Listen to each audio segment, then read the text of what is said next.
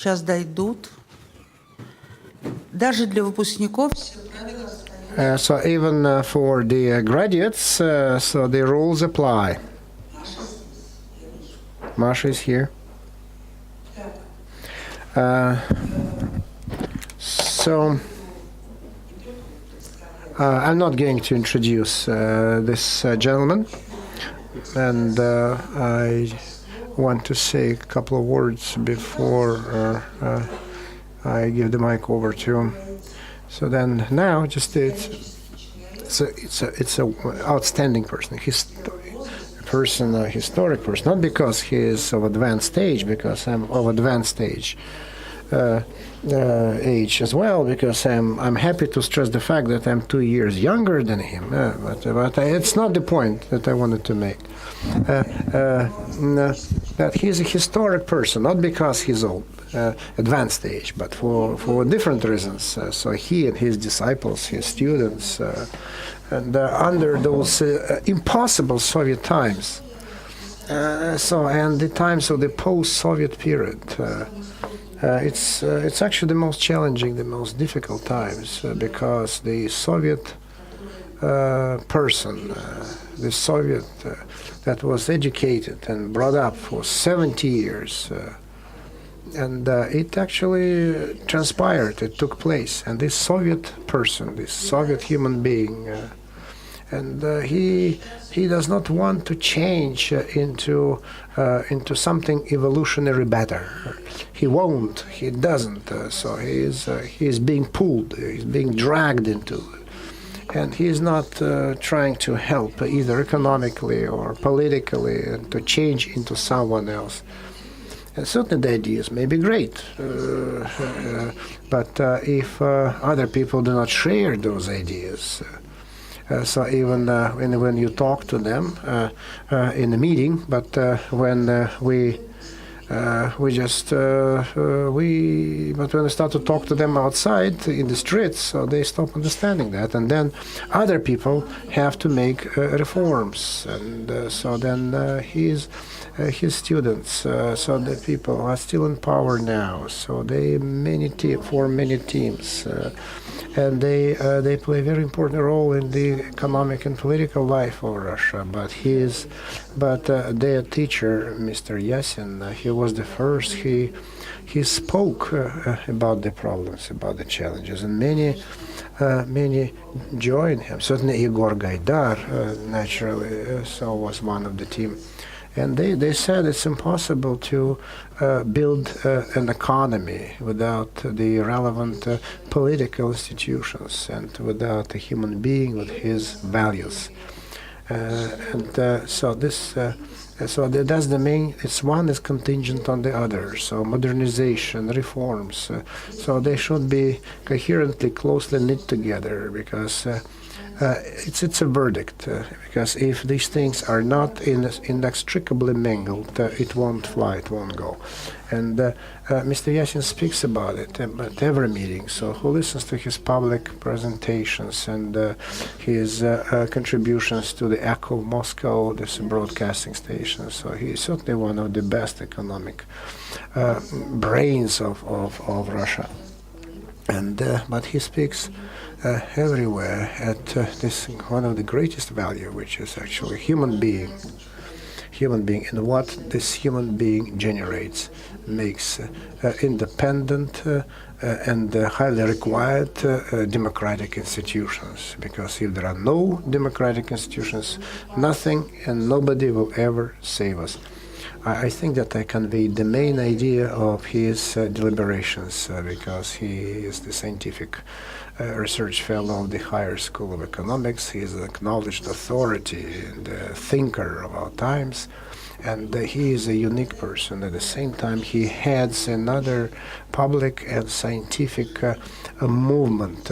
We refer to it as liberal mission. So the books that they publish, the discussions that are held and organized by him, maybe are one of the best intellectual sites of the modern Russia. And I would like to thank him for opening this session for us. Thank you. I should say that we were friends and competitors at the same time. With Yelena Nemirovskaya, so with her Moscow School of Political Research and Studies at the same time. So we are students as well. So because now that in my stature and my status, so for many years I have been involved in reforms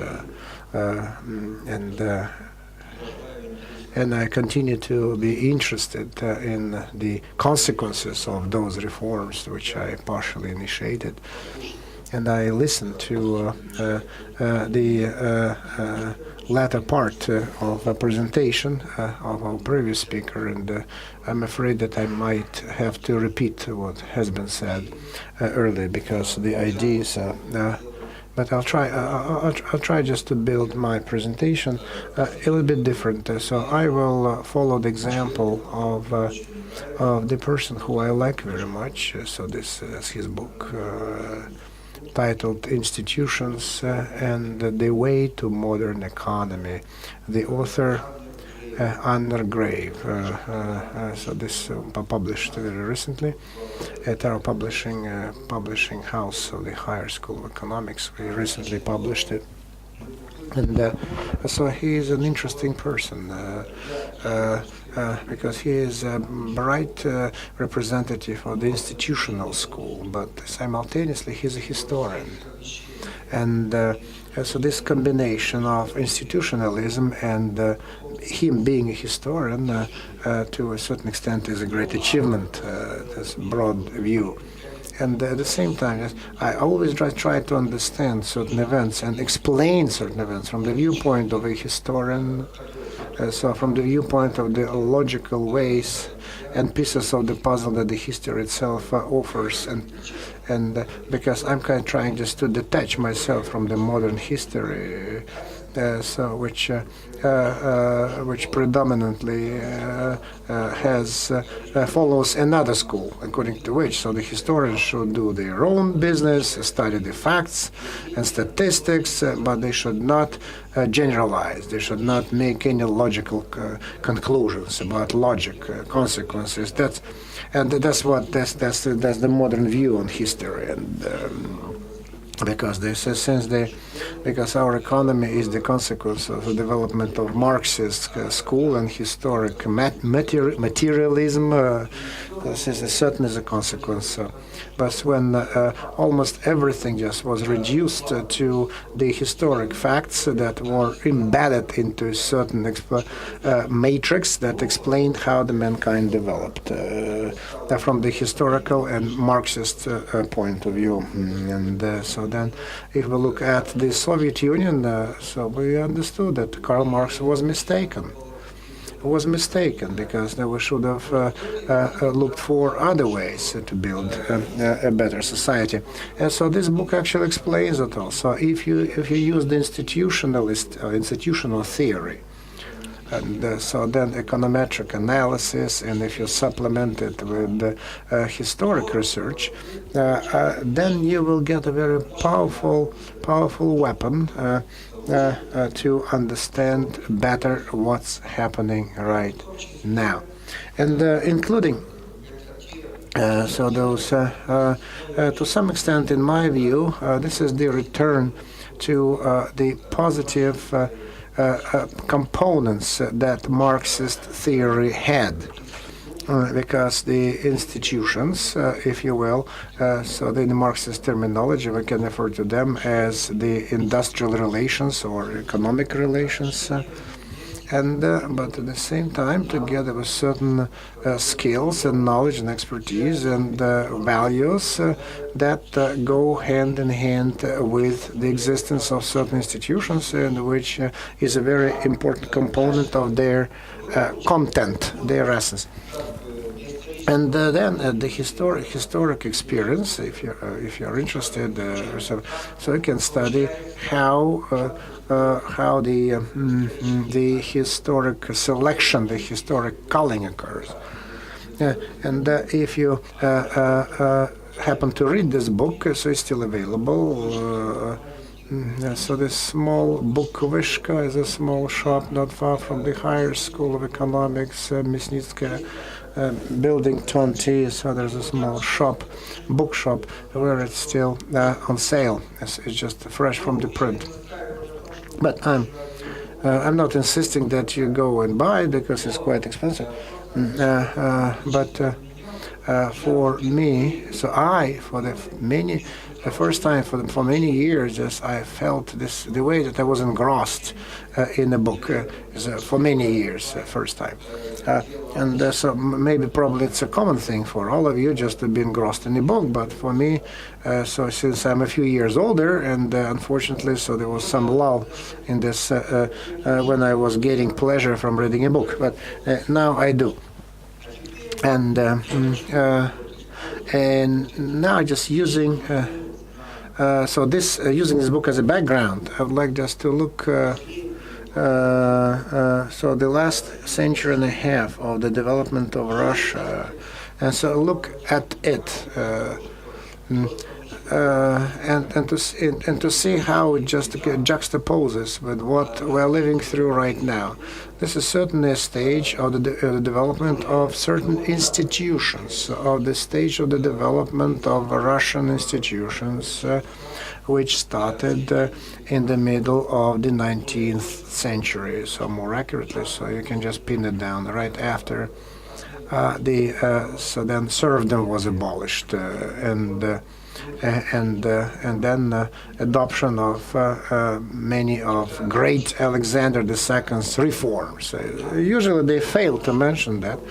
But the reforms were great, and so we do not see the relationship between Alexander the Great's reforms, and so especially see the connection, but they do not. But they talk among themselves about the relationship. But I'd like to share with you my feelings concerning this. So 25 years ago, a revolution occurred in Russia, and it certainly made many changes, generated many changes in the life of Russia.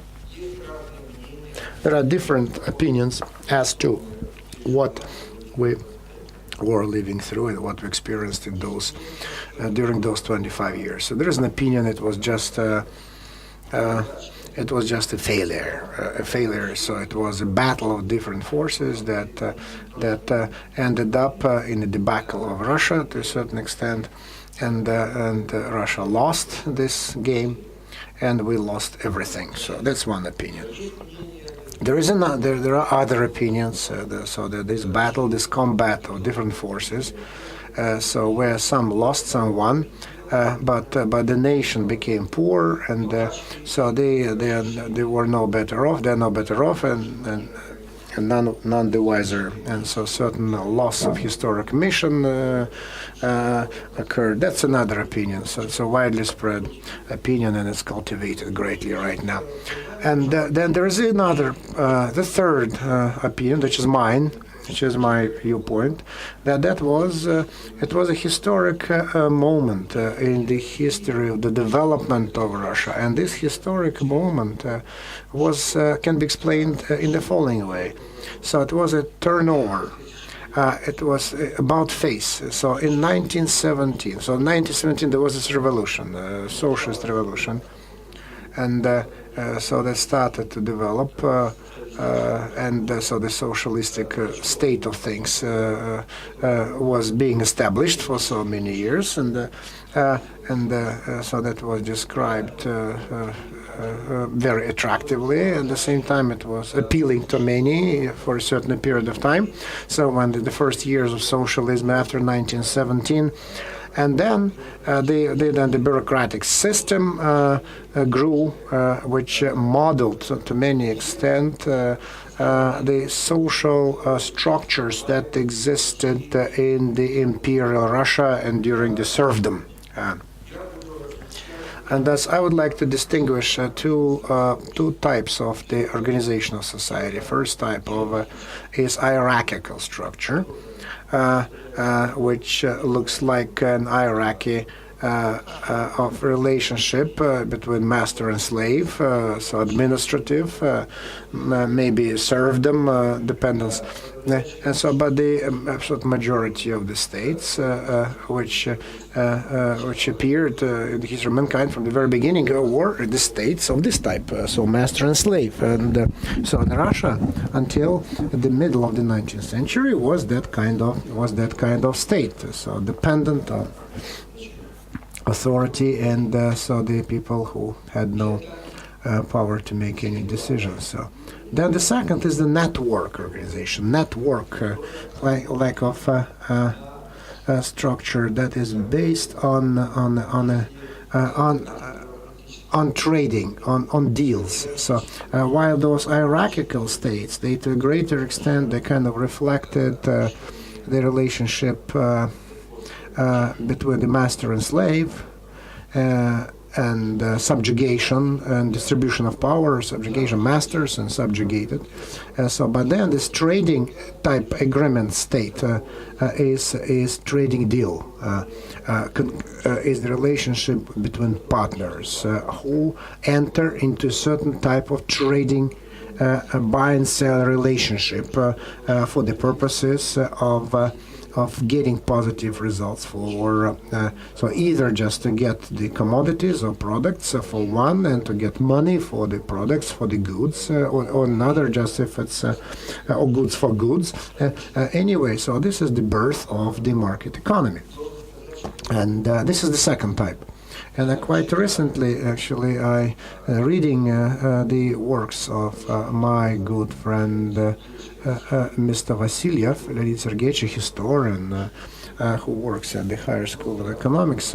And I'm paying your attention to his works because he is an illustrious, prominent historian who is undervalued, unfortunately, underestimated. And if you so then he. So he's very talented because he certainly has all the weaknesses and weaknesses and the drawbacks of a person who lived in my epoch. So I do not extol him, but he is an extremely talented person. In the book that it is titled.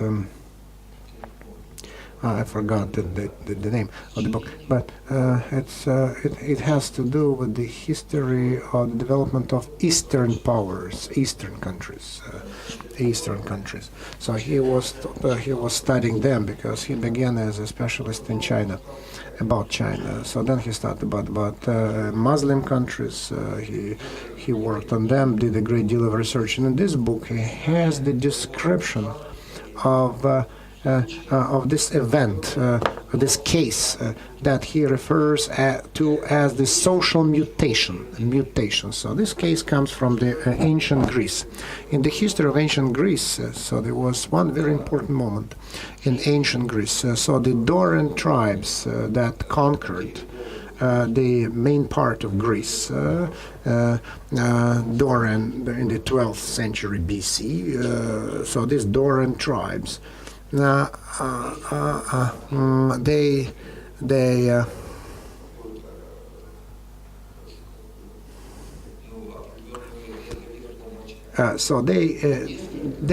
did not for many years. So they kind of covered Greece with this covered this with silence, and for several centuries no one knew anything about Greece. And then there was the Greek Crete, Archeans, and so there was a great deal of achievements, and so then Greece developed before the 12th century BC, and it was great because it was illustrious development of Greece before that time. But then the Dorian tribes came and they just drew this pall of silence over them, and the Iliad, the Odyssey. And so, but there was no historic events. Nothing was covered. So we don't know anything about those 2 centuries of silence. So we didn't know how Greece was developing during those 2 centuries. So the 12th to the 10th century BC. We don't know anything. And Vasiliev is writing about that. So he is drawing our attention to the fact that unlike other countries, where usually the power was conquered or it was taken by certain strata of the people, so the military, the bureaucrats, the tyrants, so they snatched the power away, they conquered it, they seized the power. And in Greece, in the ancient Greece, so the approach to power was different. So how the power was attained, how it was grabbed. So this society composed of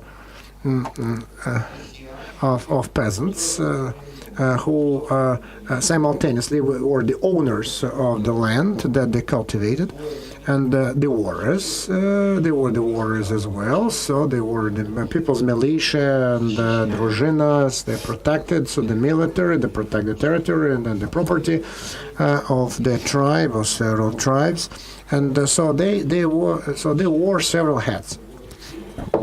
And so equal distribution of different capabilities. Plus, they had a highly developed trading. So the same about the Phoenicians. We can say the same about the Phoenicians being a trade nation. So they kept other institutions that they borrowed from their neighbors. But the ancient Greeks, so they designed it in a different way. So then the People's Assembly started to develop. Then the laws started to develop that the People's Assembly adopted, approved. And the majority of you will have heard about the famous names as draconian laws. So those are the draconian of Archont dragon. So it had nothing to do with dragon. So it has nothing to do with that animal, a mythic animal. So it was the first century. So who just so through the assembly, People's Assembly. So he put this draconian law. He managed to make it approved. Then there was Solon, so he came to power, and there was a classic in Clifford, etc. So anyway, so a certain school of legislation was formed that took shape of law.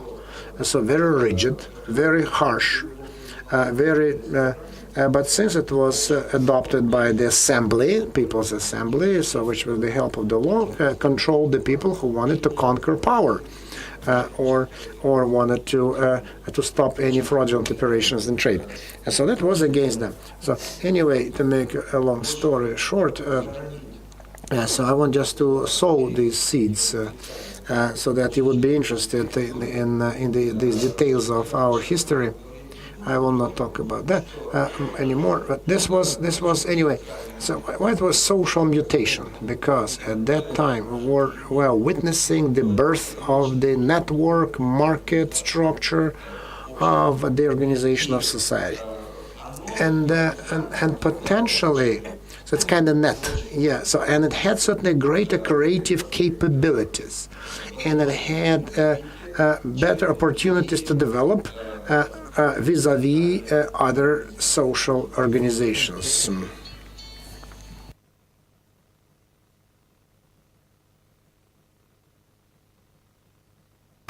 Then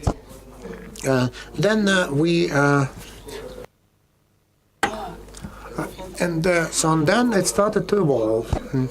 But what's important? So the difference between the hierarchical and the net structure, this trading structure, was that the net structure, while the hierarchical structure led to the monarchy and to the establishment of a rigid pyramid of power, then this system led to a more democratic system of public relationship.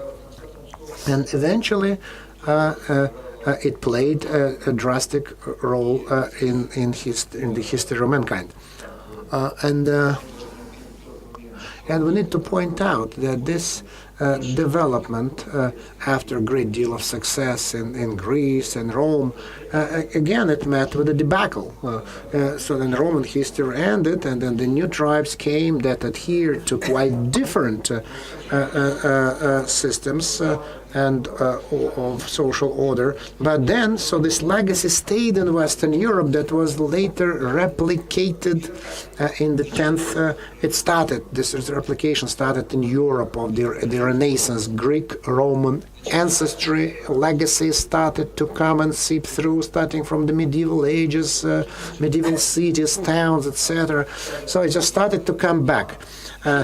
So then that's what we can watch. Two institutional systems started to evolve. One, Maghreb, so the Jewish tribes, so that organized Europe, put together Europe, but among their own community, among their own coalitions, that actually applied their power all over the Mediterranean. So they organized trade, and this trading system so had certain obligations. So first, number one, so just to be honest, to keep commitments, honor commitments, reputation, then honoring commitments, then collective punishment against those who did not play by the rules, etc. But then, but outside the Muslim world, the system did not go. And then the second, the grave describes how the institutional system was developing in Italy. So where in Italy? So where the new incipient beginnings could be observed, so which are at the foundation of the future institutional systems. So we can say that the modern European culture was born in Genoa, in Italy. No, just we are just learning their experience, this Italian history, but this is the experience of medieval trade in Europe. So it is true of Netherlands, it is true of England, it is true of Italy, it's true of Western Europe. So then, this is the foundation on which the modern European civilization has grown. And this is a very important point. It's related to the fact that this civilization has certain obvious advantages as compared to other civilizations, vis-a-vis other civilizations. Because now we are observing this combat between different civilizations.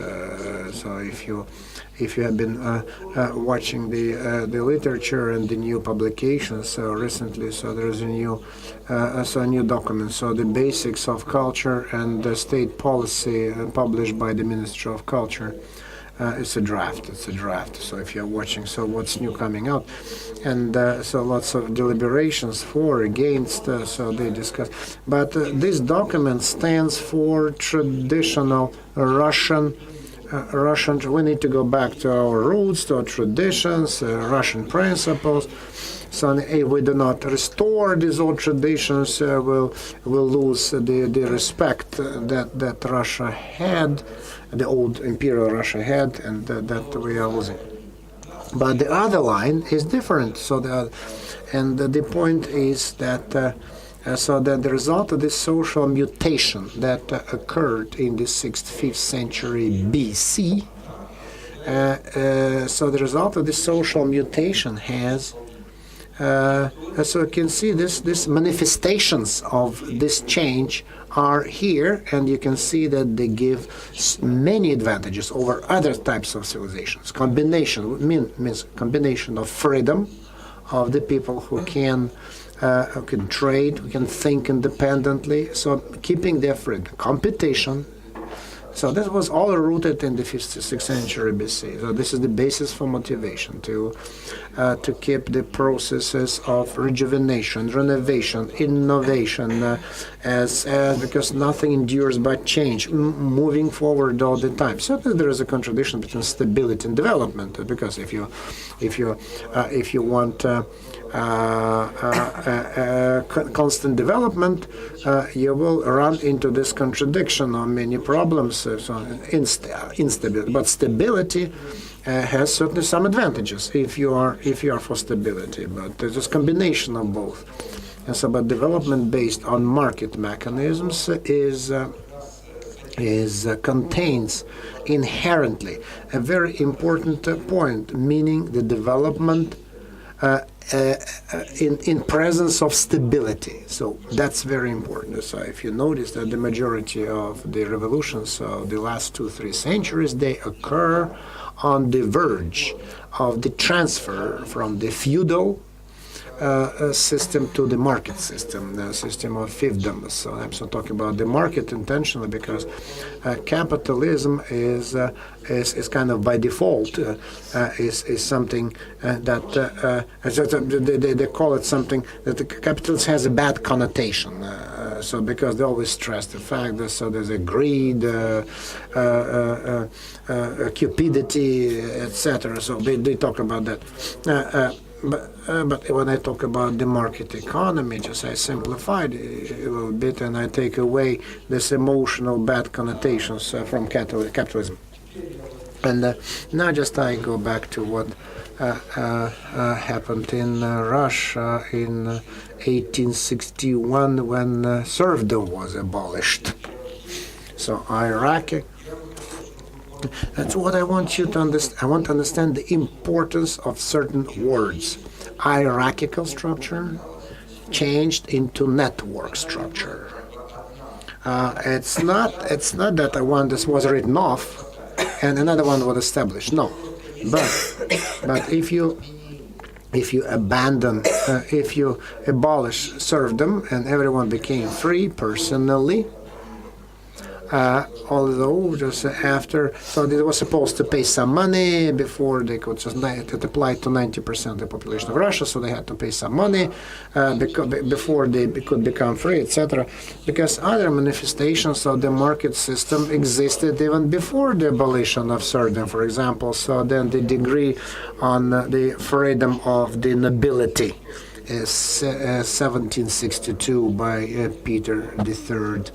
So he freed the class, this estate of the nobility, from serf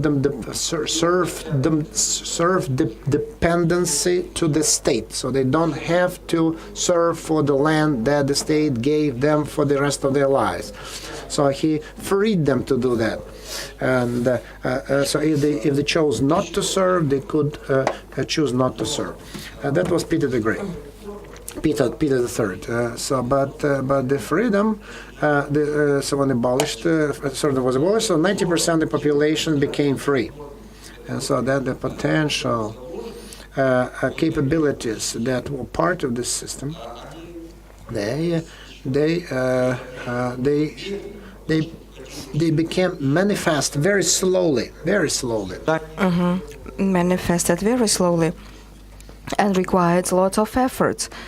So I want to draw your attention this way, that in 1861 we made a first step to switch Russia from hierarchical feudal system to a market economy, to capitalism, whatever you name it, just to make some capitalist elements move. Approximately, it took 20 years. The first industrial uprising started in the 80s of the 19th century. And then the very acute fighting started, opposition that tried to keep the authority of the nobility and the aristocracy and the relevant control over the ownership and property that continued over the whole period of Alexander III being the Tsar, and then Nicholas II, and then Nicholas II reign. But still, market economy kept developing. And I will remind you two surnames. One of them is Sergei Yulievich Witte, finance minister, and before that, Minister of transportation routes, who did a lot to restore the state control over the economic development, as strange as it might seem, because before that there were some extremes. And the other person that I wanted to mention is Peter Stolypin. Stolypin, in our society, even today, we have very controversial opinions about him. But I know, for instance, prominent liberals keep repeating the sins of Stolypin that he committed to the Russian democratic movement, like Stolypin ties, like meaning hanging the people, or a cessation of two parliaments that had been very democratic, abolishing the parliaments that were democratic and radical, and agricultural reform that indeed would not allow to keep the property of the ruling class, the ownership on land, the titles to land, and then do everything at the expense of peasants by disintegration of the peasants' community and turning it into the ownership of some peasants, just like in Greece. And in my view, Stolypin's individuality, is very much underestimated, and he merits to get what is due to him. He has to be acknowledged for his achievements. All those attempts to promote Russia development on the way of market economy and democratic political system has been abruptly ended in 1917, and the Bolsheviks, having come to power, suggested another way, saying that the market economy is a way of yesterday. It's obsolete, and we were building a new society with modern industry, modern achievements, large industry, machinery, and this society opens the way to power to a majority of the people. That's what they suggested in 1917, and the Marxists also advocated this idea. But when we finally saw what happened, and this actually, the hierarchical system happened, or rather was set up with very restricted capacities compared to the market economy to boost efficiency growth, with restrictions to diversity of products, creating and disseminating innovations, promoting innovations. So today I'm not going to prove them over again because they look obvious. But the Soviet experiment that was targeted at creating a totally new way of human development in Russia ended in 1991. And what happened next? In the 1990s, again, we turned back to market development from the rigid, bureaucratic, planned system to the market system. And you ask me, so what did it give Russia? So there are different opinions. How can we describe it? I would say, on the whole, after the transformation crisis that could definitely go easier, I don't know how it could have been done, but I suppose we could probably spend less time and effort. But still, today we have a real operational market economy. And this way we are back on track of development of the global civilization, whereby this way of development is prevalent more and more. You may say that these are fruits of the Western civilization that is showing signs of decline. But still, it will not be absolutely fair to say the active movement of the West towards the market economy and capitalism started approximately in the mid-18th century in the British Industrial Revolution. I can tell you one interesting thing that I read somewhere in a book of Gregory Clark. Again, this book is new, and it's called, in the Russian translation,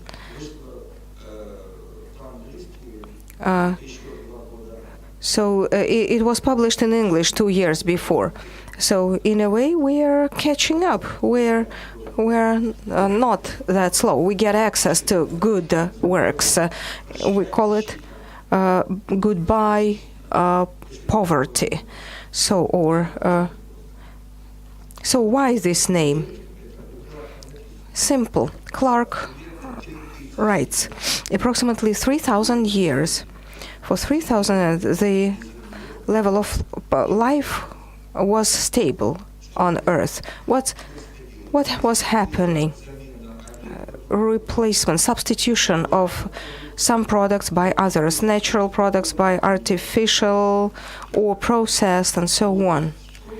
But the cumulative effect was the same. The volume, the amount was approximately the same. So there was no real growth of wealth. Or rather, you can say there was some growth. But over the 3,000 years that I saw in other book of Agnes Medicine, a cycle set of research starting from year zero, from the very onset of our civilization, about the results. And the Magnuson, so the growth since 1800 to 2003 over the last 200 years was eightfold, according to Gregory Clark. Over the same period, approximately 12 times. And I came to a conclusion. So let's take the medium, tenfold growth of consumerization, of consumption, both in Europe and China over the last 30 years globally. The consumption growth of the end products in Europe was approximately 23-fold. So this is the result of Gregory Clark research. Why I am saying it? What did capitalism provide?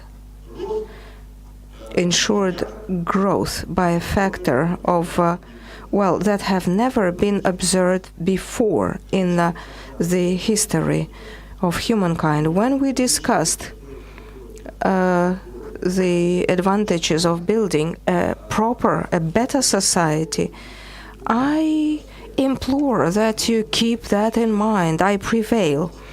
In a sense, you may feel good because people are fed, they are not hungry, and they want to improve something. So that they get too saturated and lazy and contented, because usually it's hungry people. But there are no virtually hungry people. We can find countries where we still encounter, like Arabian Spring that you remember, and there were events in Tunisia and Egypt, like poverty. But still, it was a human-induced effect, they could all be avoided. And now I'm going to wrap up soon, so let me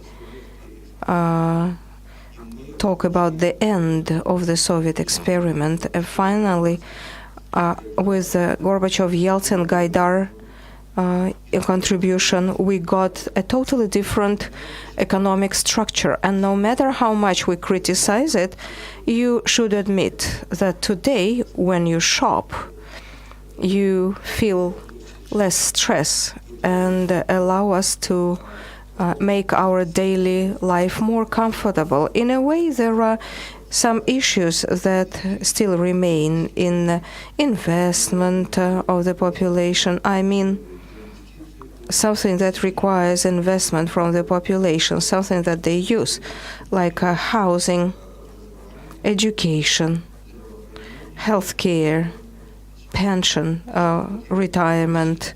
These things are something that require investment, or relevant expenditures should be covered by the state. In other countries with market economies, these costs are borne by the population generally, and the people still tend to create long money. So the basis for investment, for development of economic system. So I yesterday spoke to some people, and discussing the small and medium business does not have enough money to invest. They need to be acquired from somewhere. This is the money that are saved, accumulated. You can speak about your own private money, but so far, once we accumulate money, we try to take them out of Russia because of mistrust to the institutions born under the market economy in Russia. It's either private banks or other institutions, or it is our state and enforcement agencies, tax authorities, and mistrust, apprehension behind those institutions. And as soon as the opportunity is there, or a rainy day comes, we start exporting the capital. This year, the outflow of capital over the last 2 months amounted to $50 billion and seems to continue. I don't have any latest data, but the forecast is negative and says that this year the capital outflow may amount to $50 to $100 billion. No, $100 to $150 billion. We would like to avoid it, but still, I want to highlight that if you have the economic system where the entrepreneurs do not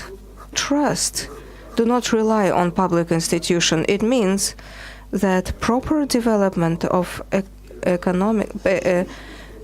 economic system, and it means that our market economy, well, it's impossible. Something has to be changed. Something has to be adjusted. So around it, all the events and developments occur.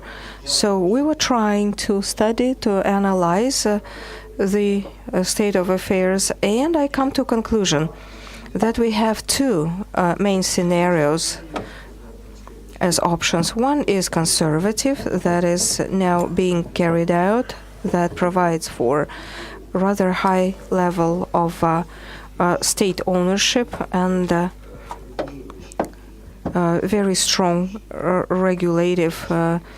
very strong regulation of state in the market institutions, and the important role belongs to the federal authorities and the state agencies who made the most important decisions. And my forecast made in 2012, long before the current crisis,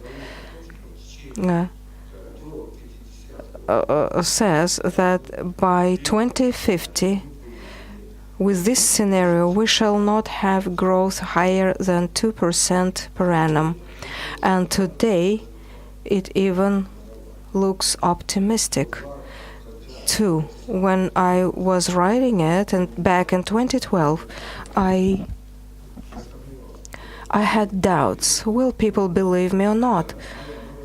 And my deliberations were about the fact that the growth rate, the technological boundaries, this thin line that support specific all main technological advancements that set the boundaries, the thresholds of efficiency and effectiveness, are not moving faster than 2% per annum, considering that we have seen the flat population growth. We cannot actually count on the higher input of labor. We have to do with the population that we have, or even shrinking population. And the highest growth rates that we shall observe will be around 4%, because the annual efficiency growth that we have been showing, especially during the fat years when the oil upstream was going up and the price was bursting, and during those years the efficiency growth rate was around 5%. And once we achieve the same 5%, then the maximum volume growth will amount to approximately 4%. But this is the top. And if you make adjustments to all the restrictions and constraints in the current regime and the investment climate determined by it, and the level of undeveloped market economy that we have presently, we shall have approximately 2%. And again, with this 2%, I draw your attention that we are not approaching the technological threshold, a boundary. So indeed, in this we're moving along the same lines as the developed countries, whereas in China and other developing states, we're seeing the economic vector conjoined with the technological novelties of the developed countries, and this source may run dry much earlier than China overtaking other the so-called developed world, because there is a certain threshold as to how the technological novelties can be mastered. In the same way, we can make a conclusion that under this scenario, we will not be in a position to conduct modernization, to modernize the country, and we shall stay in the same point where we are. Not in the sense of the level of consumption or the level of development, but in the sense that we shall not move forward, that we shall find ourselves in a situation or a trap which will not permit us to develop. Another scenario presupposes a shift to other policies and some substantial changes. I will not be evolving on this. If you're interested, you may ask questions, and I shall try to evolve. But this path, to me, is quite evident. This is a path of liberalization of the economic constituent of this country, and the capital, a restructuring of the entire judiciary to attain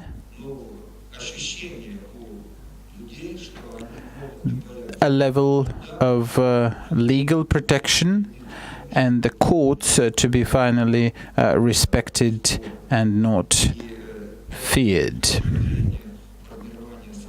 In the sense and from the standpoint of a modern economy, this is a mandatory condition. And thirdly, but not least in importance, is competition. A competition which would allow to achieve new peaks, to work for innovations. And let me emphasize that work for any innovation is a mandatory condition for the further development of the entire humankind, because in the last third or even quarter of the 20th century we lost most of resources for development from the easy to develop mineral resources. The rise of the oil prices in the beginning of the 70s, first threefold and then tenfold, were a very important indicator of this phenomenon. The successes of Russia and the transport for many years, even in the last Soviet era, were fed by the oil prices, but of course for many other countries this was more of a problem, and technologies were developing. So I think that the oil prices will finally cease to be the regulating factor in the Russian economy, because the world around us is changing. If we find innovations is a big question. If we follow the first scenario, then we shall be destined to use innovations borrowed from elsewhere. But then we will not be able to supply innovations, or even more importantly, to export innovations to thus creating market value. And thus is the difference between the two scenarios of development which we are facing. At this I will stop.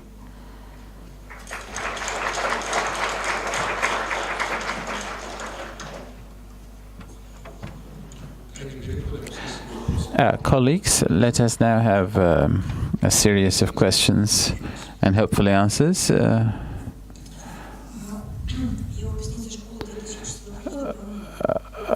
I'm alumnus of 2004, I think. I'm from Rostov-on-Don. Tatiana. Tatiana Litvinova, thank you. Evgeny Grigorovich, I have two questions. One about Marx. You said that Marx was wrong. And why was he wrong? That the experiment of the Soviet Union was a failure. But I think that we were not building a state not after Marx. Lenin, Trotsky, Stalin, and others distorted the teachings of Marx. And Marx is being studied across the world, and I think that he still has future. But this is my personal viewpoint. With respect to the Soviet times. I am a person from the Soviet era, but I do not want to live in the Soviet Union. But my daughter, who is a very young person, now has a Soviet nostalgia for something that she never experienced herself. This is something that you can see in young people, even the young people who are, and she's a medical college student, so I've been talking to the young people and trying to find the cause or the reasons for this Soviet nostalgia. We are working with what we have rather than with what we wish. We are in this difficult situation. What would you, as a teacher of great economists of Russia and a great economist yourself, what would you suggest for Russia to do in terms of investment? Well, talking of the mistakes of Karl Marx, I understand that there are many people who are ready to deliberate about the teachings of Marx and the problems that our country is facing.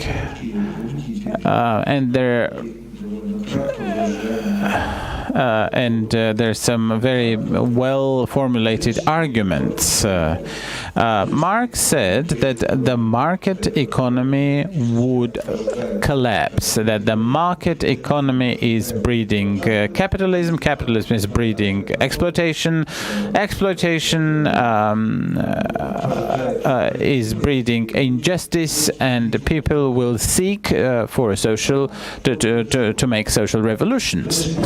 What happened? The market economy did not collapse. It has not collapsed, and those achievements that have been seen in the developed countries and even in the developing countries, including India and China, these are indeed the achievements of the market economy. So the prophecy about the role of the market and the model that the social mutation brought about are not sustainable. This is all that I had to say about Marx. And this was not just about Marx, this was also about Trotsky, Lenin. Well, of course, if you think that a revolution may comport with some specific indications, but that is not quite true. Something else comes up that is changing the processes of development. However, what I have said, I think, is quite evident. Let me also draw your attention to the fact that in the beginning of the 90s, a market economy was restored in Russia. And my opinion, well, of course, I'm one of the co-authors of this reforms, and I may well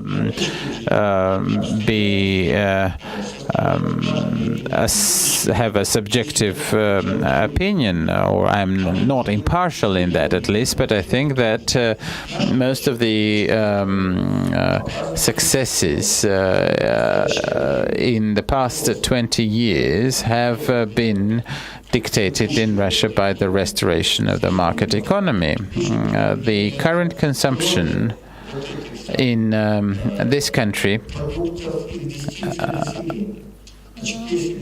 if you take these calculations, then these were made together with the Expert magazine in 2008. The growth was 45%. If we add up the savings and the savings, of course,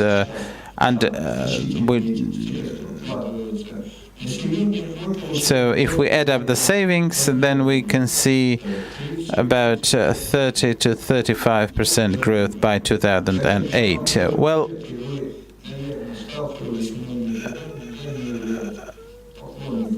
neither you nor me are worshippers of the current regime in Russia. I'm very often critical about the government, but there are some facts that cannot be refuted. I can't say that the Russians are living worse than they used to, but of course I'm prepared to talk about the injustice, yes, and I'm prepared to talk about the social ills, yes, I'm prepared to talk that a small proportion of Russia's population have only 40% of the population in Russia have availed of the reforms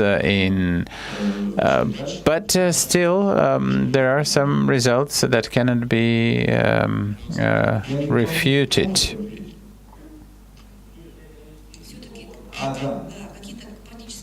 Any practical recommendations? Well, a recommendation, yes. Let me do the following. I propose for all oil royalties to be immediately transferred to the pension fund. The pension fund must start investing. Why the pension? Because this is a source of long-term money.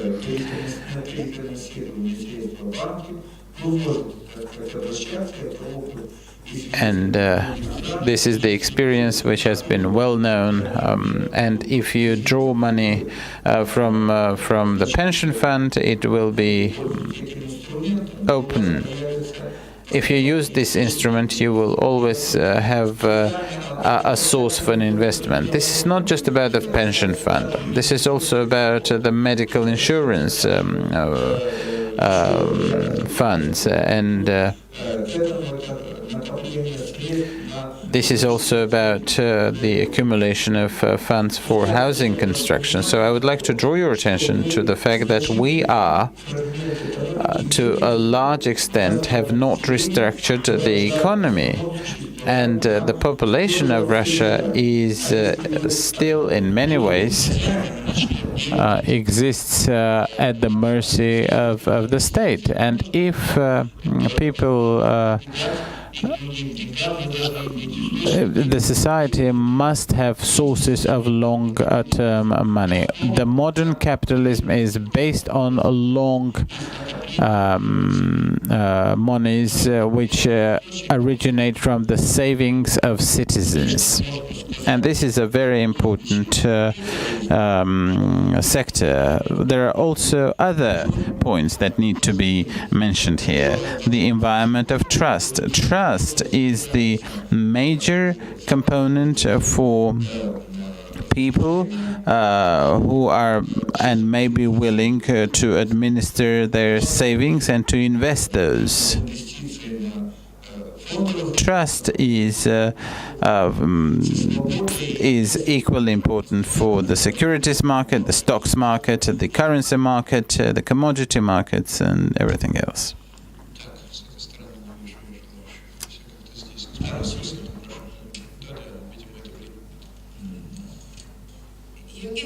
Evgeny Yasin from St. Petersburg. You mentioned the celebrated document circulated by the Ministry of Culture.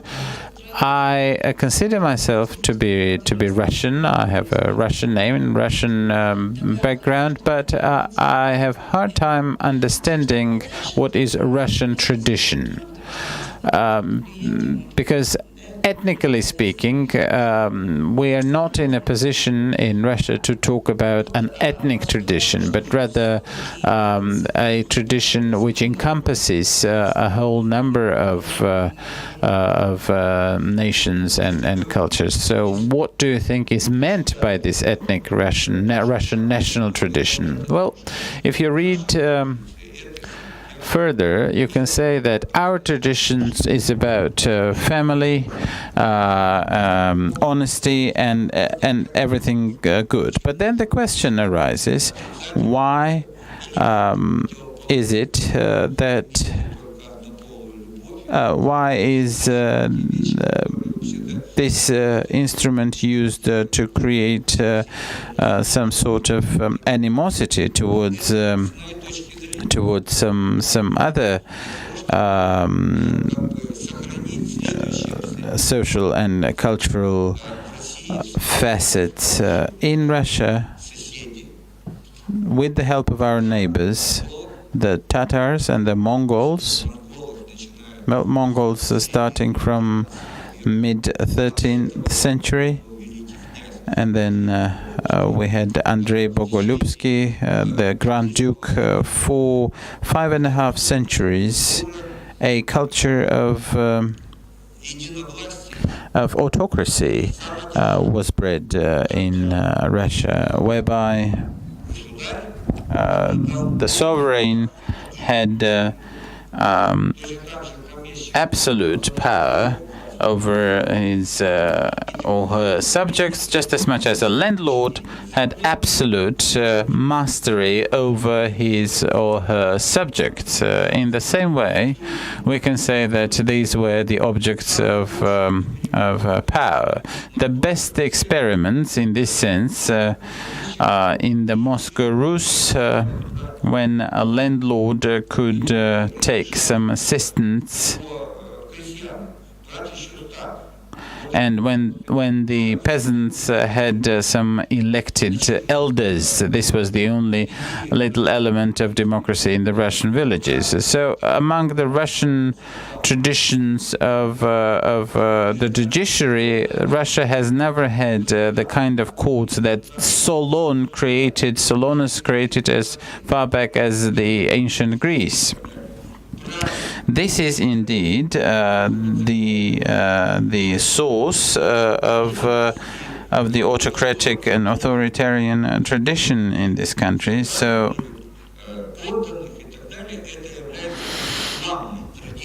this is indeed the main tradition of the old Russia. What do we see under Alexander III and Nicholas II? This was indeed a return to pre-1861 Russia. What happened in 1917?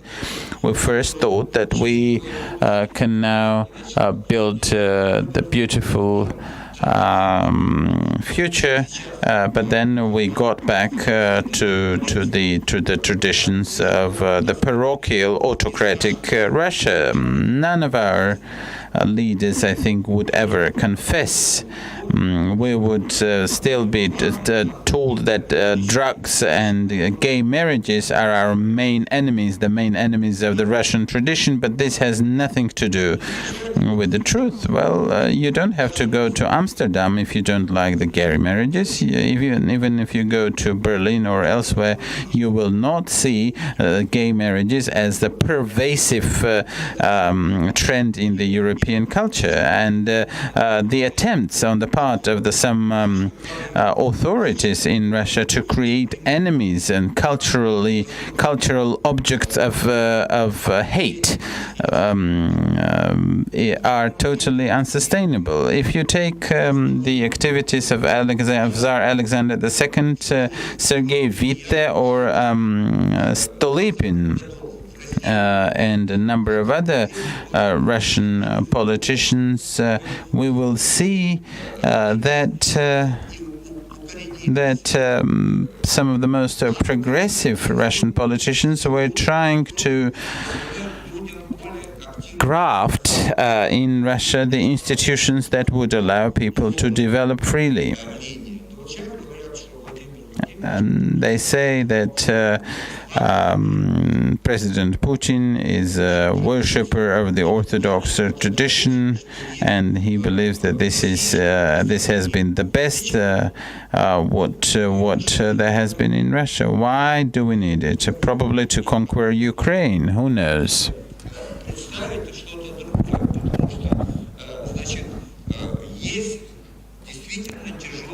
Indeed, there is a very hard legacy. The legacy of a great empire which dictated its will to millions of people in different parts of the world, and then this empire disappeared. It vanished. We, the Russians, may deplore that, but we have to live on. We have to take this lesson, the ground lesson. I was against President Yeltsin and Yegor Gaidar when the Bieloversk push agreements about the breakup of the Soviet Union were signed. I was against the idea of a national based Russia, but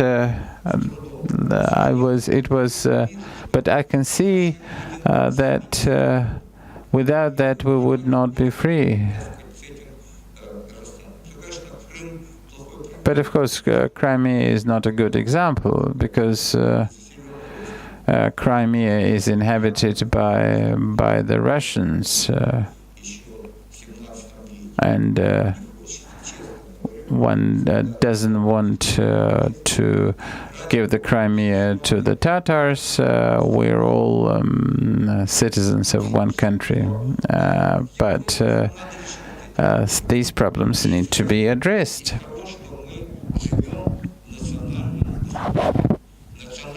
And that we live in a national state, not in the sense that we're all Russians, but in the sense that we're all citizens of one country. And we belong to the Russian culture, like it or not. I think that we shall have a last question from Penza. Mikhail Alisin, alumnus of 2012. There are two models of economic development, export-oriented and resource substituting. Well, the export-oriented is the most successful example, the example that we see in Europe and in the United States, in North America. Do you believe that Russian economy does have a chance to become export-oriented?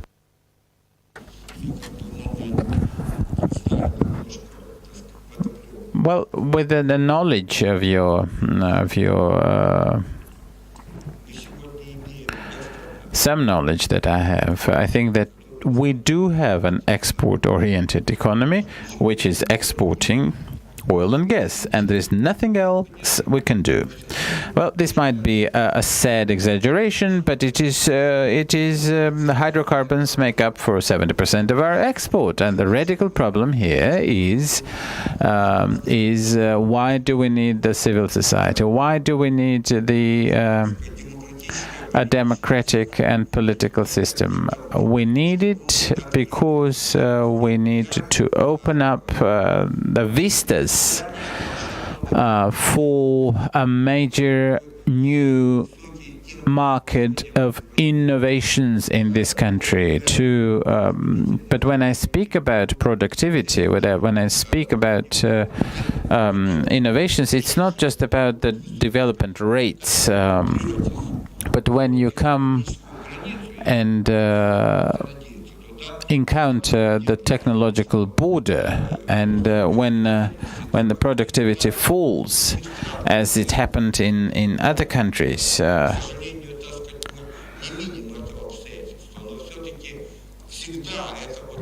but at least this orientation of the economy should be such that we should be at the edge. We have to be opening new products, discovering new things, inventing, opening new horizons. Now, what kind of innovations this should be, it is not a question to me. It is we need to import everything today. I'm talking about the processing industry. We have to import everything. Whatever you touch is produced and manufactured better by somebody outside of Russia, except for oil and gas. Well, all right. Arms, weapons. Yes. Weapons is another good ground example. Maria Istomina. Last question. Andrei Alexandrovich, thank you for allowing me to question, two questions, if I may have. We only have 5 minutes. Right, one question. My question is about the perspectives of the Russian economy. What rates of development can we hope for if the liberalization scenario is opted for? Not only do I trust that Russian economy will be liberalized, I'm sure it will be. I can't say when will it happen. I think that there is a certain threshold which is determined by the current regime.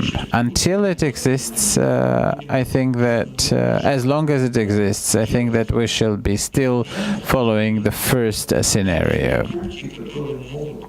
Maybe we shall have some concessions which will marginally increase the productivity.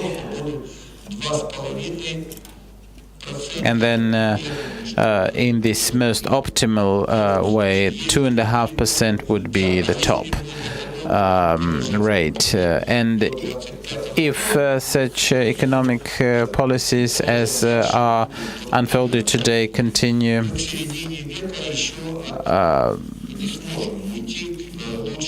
it appears that better parameters, better indicators. But you have to realize that I'm talking about the dynamics of a democratic development, only under the democratic development of Russia. But in this democratic scenario, the growth rate would be 3.5% at maximum. Because 4% is not something that we can expect under any circumstances, because there is a certain burden and there are certain limiting factors which I think would not allow us to go above that. But 3.5% against 3.5% against 2.5% of the developed countries is a great success. But this would or might only be possible under new conditions. 7 to 8% growth, or 12% growth, like in China, is no longer feasible. And the hardships that the world is experiencing belong to the problems of industrialization. Evgeny Grigorievich Yasin is very kind to come to us every year and talk before the audience of the Moscow School, and we value his participation greatly, because he is our true friend and one of the leading Russian economists. Thank you.